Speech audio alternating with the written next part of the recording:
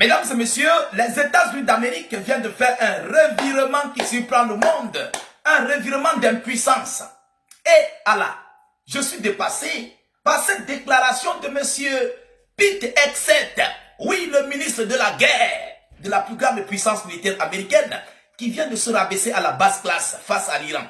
Alors, permettez-moi de vous rappeler les anciens narratifs américains.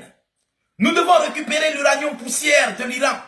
Nous allons entrer en Iran, prendre l'uranium enrichi de l'Iran qui est en fuite dans le site d'Ispahan. Ça, c'est Donald Trump. Aujourd'hui, qu'est-ce que Pete Hegseth dit? Mesdames et messieurs, partagez-moi cette vidéoconférence. Il faut que le monde entier comprenne ça. Le narratif a désormais changé. Le narratif a changé, je vous assure. Pete Hegseth espère que l'Iran signera un accord dans lequel il renoncera à ses ambitions, à ses capacités nucléaires. Aujourd'hui, nous sommes quittés sur le narratif de la guerre pour un narratif diplomatique sur l'uranium enrichi iranien. Mais où est passé le narratif de guerre? Mesdames, Mesdemoiselles et messieurs, où est passé ce narratif? Ça, c'est ce qu'on appelle un revirement spectaculaire d'impuissance américaine qui se rabaisse à un niveau et ne compte plus sur son armée face à l'armée iranienne. C'est une faiblesse grave. Mais ce n'est pas moi qui le dis, Trump l'a dit à maintes reprises. Il a employé le terme de l'uranium poussière de l'Iran. Selon lui, lorsque les GBU C-57, C-58 ont frappé sur les sites iraniens, ils ont enterré l'uranium enrichi iranien. Alors, comme c'est enterré avec de la terre, il a surnommé ça l'uranium enrichi poussière.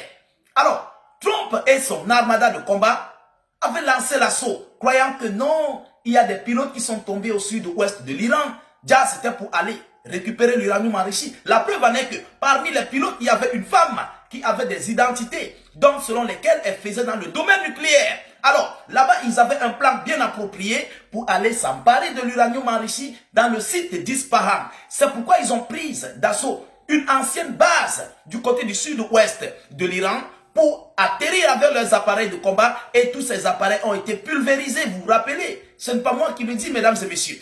Aujourd'hui, l'Amérique a compris qu'ils sont en perte de pédale, ils sont en difficulté et veulent désormais un accord. Ils ont changé le langage de guerre pour un langage diplomatique. C'est pitoyable, mesdames et messieurs. C'est pitoyable pour l'administration américaine. À l'instant où je vous parle, allons-y en profondeur. Partagez-moi cette vidéo au maximum. Mettez beaucoup de j'aime, s'il vous plaît. Je veux voir des j'aime. Voilà, vous savez, lorsque nous mettons des vidéoconférences, nous faisons des vidéoconférences, à vous de vous acquitter à vos droits de contribution. Partagez la vidéo pour que nous puissions informer encore le million de personnes pour cet aveu d'impuissance de l'Amérique face à l'Iran. Ils disent quoi? Monsieur Pete Hegseth dit quoi? Il vient de souiller le Pentagone. Mesdames et messieurs, Pete Hegseth espère que l'Iran signera un accord dans lequel il renoncera à ses ambitions et à ses capacités nucléaires. Donc désormais, ils font le fils Abilillaï à l'Iran de signer un accord pour dire oui, nous allons renoncer à nos capacités nucléaires. Mais ce n'est pas ça le problème. Les Iraniens vous ont toujours dit que nous, on n'enrichit pas de l'uranium pour des fins militaires. On enrichit de l'uranium pour des fins civiles, pour des fins pacifiques. C'est ça le problème, c'est ça le vrai narratif des Iraniens. Est-ce qu'ils vous ont dit qu'ils vont enrichir l'uranium enrichi pour des capacités militaires? La preuve en est que même le directeur de l'agence de l'énergie atomique l'a dit que l'uranium enrichi iranien n'est pas encore prêt pour des fins militaires. C'est juste pour des fins civiles et que ça ne constitue pas un danger. Monsieur Raphaël Grossi l'a dit, mesdames et messieurs. Mais qu'est-ce que je dois encore vous dire de plus? Allons-y dans la profondeur. Ils nous disent quoi? Le secrétaire à la défense des États-Unis d'Amérique, Pete Hegseth, a déclaré que d'une manière ou d'une autre, nous espérons, il a conjugué ce verbe à un autre langage, qui est un langage de fils Abilillaï. Il ne met plus la force. Nous espérons que l'Iran choisira un accord dans lequel il renoncera à ses ambitions et à ses capacités d'acquérir l'arme nucléaire. Mais est-ce que les Iraniens vous ont dit qu'ils veulent l'arme nucléaire? S'ils le voulaient, ils devaient l'avoir depuis. Ils devaient l'avoir depuis. Ils devaient l'enrichir même dans des souterrains. Mais pour enrichir l'uranium, il faut quoi? Qu'est-ce qu'il faut? Même dans une petite pièce de 10 mètres carrés, vous pouvez faire placer des tubes, comment on appelle ça? Les tubes d'enrichissement là. Vous les placez et puis vous activez les machines, les appareils et puis vous les enrichissez. Si les Iraniens parviennent à garder les avions de combat dans les souterrains, vous pensez que c'est l'arme nucléaire qu'ils ne vont pas produire? S'ils parviennent à produire des missiles balistiques, hypersoniques dans les souterrains, est-ce que c'est l'arme nucléaire qui va les dépasser à produire? Partagez-moi cette vidéo conférence, mesdames et messieurs. Alors, il dit quoi par la suite, mesdames et messieurs? Et d'acquérir l'arme nucléaire. Et qu'il sera possible de le confirmer. Et qu'il sera possible de le confirmer. Lorsqu'il met cette partie-là, et qu'il sera possible de le confirmer. Alors, cela revient en cause d'une présence de l'AIEA pour contrôler et coordonner tous les besoins que l'Amérique a besoin de savoir réellement si et si l'uranium est bel et bien enrichi peut-être pour des fins non nucléaires. C'est pourquoi il dit, et il sera possible de le contrôler.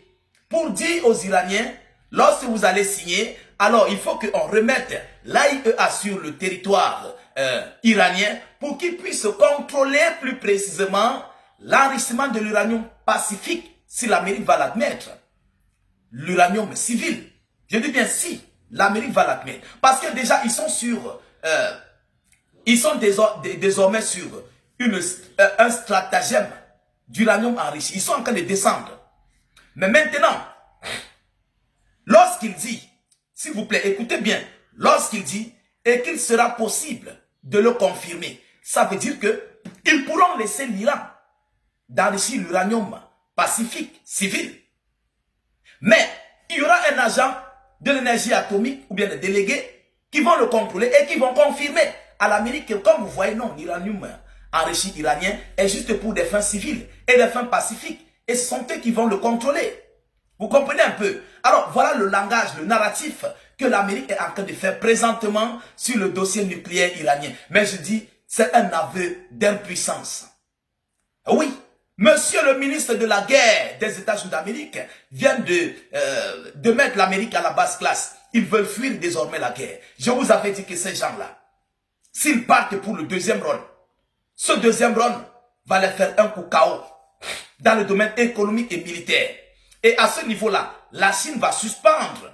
La Chine va suspendre ces matières premières liées à l'électronique pour l'Amérique et liées plus précisément, comment dirais-je, dans le domaine militaire américain. La Chine va suspendre. Vous comprenez? Et ça serait un coup dur pour les États-Unis d'Amérique qui vont rester avec des vieilles appareils et puis ils vont continuer à s'effondrer encore plus bas. Sachant bien que l'économie est bloquée, le pétrole ne circule plus, alors tout serait aux arrêts. Mesdames, Mesdemoiselles et Messieurs, voilà ici l'information que j'avais à vous relayer dans cette vidéoconférence. Partagez-la au maximum, mettez-la partout à travers le monde. Sécurisez la vidéo avec un maximum de j'aime. N'hésitez pas à vous abonner pour ne plus rater la page et surtout ne plus perdre nos vidéoconférences. Je vous reviens tout à l'heure pour une prochaine série d'informations. Soyez encore salués une fois de plus. Ciao, ciao.